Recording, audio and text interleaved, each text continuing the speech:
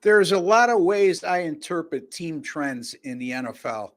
It's a very small part of my handicapping process, but especially early in the season, it's a little bit more important to look at this kind of stuff because of the lack of data you have in front of me, I should say. And there's certain things I look at. Number one, I could find some trends to be just impertinent, irrelevant, makes no sense, and has no bearing on what should be deemed as important in the upcoming outcome of a game. There's other trends I deem to be a little more important because under the heading of the current head coach, is there a trend under his guidance for a specific team that's either a high probability or low probability ATS trend, or a total, is it an over and under trend? That I put a little more emphasis on. And also recent trends. Again, recent team trends, I don't like going too far back because, again, it could be you could have a 20-0 trend that goes back 10 seasons, and there's been 3 coaching changes for a specific team that applies to, and there's been numerous personnel changes to the point where 7 years ago compared to now, there's no players left from that particular team to the current team. So those are the types of things I look at. And that's what I've applied to the week 1 matchup in the NFL between the Minnesota Vikings and the New York Giants. And before I get to all the details, the analysis, the trends on that contest, just a friendly reminder, if you kindly hit that like button, it goes a long way in showing your appreciation for the time, work, and effort I put into bringing you a quality free pick video each and every day at Wager Talk. Also, folks, if you have not subscribed to our YouTube channel, I don't know what you're waiting for. It's 100% free to do so. All you need to do is hit that subscribe button below. No strings attached, no hidden agenda, no inundation with emails or text. It's you'll just be privy to some of the best sports betting experts in all the world. And I say that with the utmost confidence. And I say that based on 20 plus years of experience in this industry in the public eye.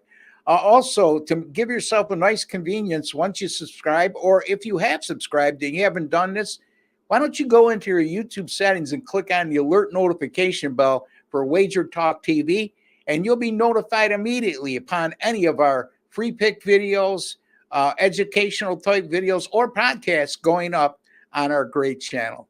All right, let's get to the meat and potatoes. The Vikings and the Giants, a game that will be played in the Meadowlands Sunday, 1 p.m. Eastern time. Right now, the Vikings are a 1-point favorite, and the total in this game is 41.5. Now, here's a team trend that's worth noting, but also I placed the least amount of significance on.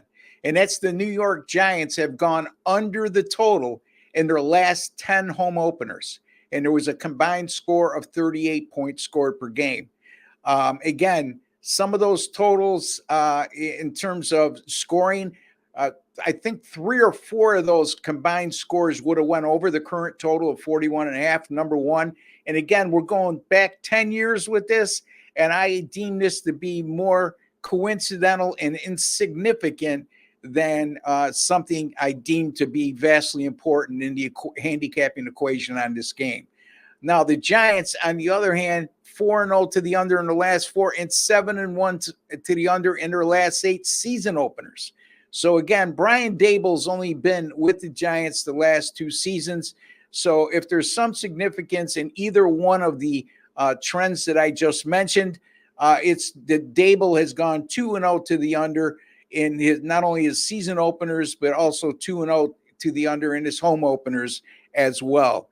The Giants in their last 15 at home as a pick or dog, 15-0 to the under as a home pick or home dog. So something, again, that goes back a little while. We're not going back 5 to 10 years. We're going back probably the last 3 years or so without me looking at the specific data in this matchup. So it's something I do pay attention to because The Giants don't seem to be scoring a lot of points when stepping up in competition or playing in a game they're not favored in, and they're also not giving up a lot of points as well. On the other hand, the Minnesota Vikings, 8-0 to the under in their last 8 as a way pick 'em or favorite, and combined score of only 26.8 points per game. That's shocking to me. You combined the Vikings going 8-0 to the under in the last 8 as an away pick 'em or favorite, the Giants going 15-0 to the under in their last 15 as a home pick 'em or underdog.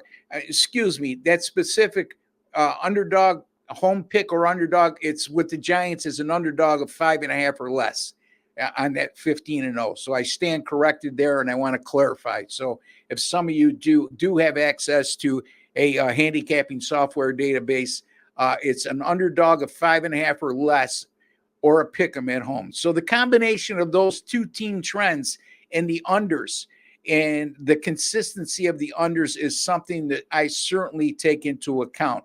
In Kevin O'Connell's first 2 years as a head coach in Minnesota, both the season openers have gone under the total, and the Giants have played low-scoring games consistently throughout the last 4 years or so. As a matter of fact, the Giants 23-6 to the under in their last 29 home games, and 13-1 to the under if those home games were played in the first half of the season, specifically games 1 through 9. So I'm going to go with the Minnesota Vikings and the New York Giants here to go under the total of 41.5 on Sunday, September 8th, as one of my NFL free picks. And again, folks, you can catch 2 other of my NFL free picks at Wager Talk right now: Jacksonville, Miami, and also the New Orleans, Carolina game. I have 4 college football free picks up at Wager Talk right now as well. So a lot of great stuff on Wager Talk TV for myself this week. And reminding you, 59% with my free picks here on Wager Talk TV since mid-March. Okay, another couple friendly reminders. My NFL season package is $529, and my college football season package $529. But if you want both of them, $799 for NFL college football combined. That's your best savings. And why should you entertain that? Well, last year I was number 2 in the NFL and college football combined in terms of money earned at Wager Talk, and also last year, college football, I finished number 2 in money earned. I finished since last year, and including week 1 of this season, I did nothing in week 0. I am, let me see here, 62, 65, and 46 in college football, which is good for 49% and a little over a $3,700 net profit, and also 12-6 going back to last year with my last 18 in college football. Major League Baseball, I continue to post. You won't see as much from Major League Baseball from me in the month of September because there's a lot of meaningless games, but they will be, I'll at least have 5 picks to 7 picks per week in Major League Baseball until the playoffs. And then once the playoffs come in, I ramp it up and bet a little more money on them myself because I've done awfully well in the Major League Baseball postseason over the course of my career. All right, so don't forget, give me a like, subscribe, and I will be back with another free pick video very soon. For all of us at Wager Talk TV and myself, Ross Benjamin, wish you all a fantastic weekend.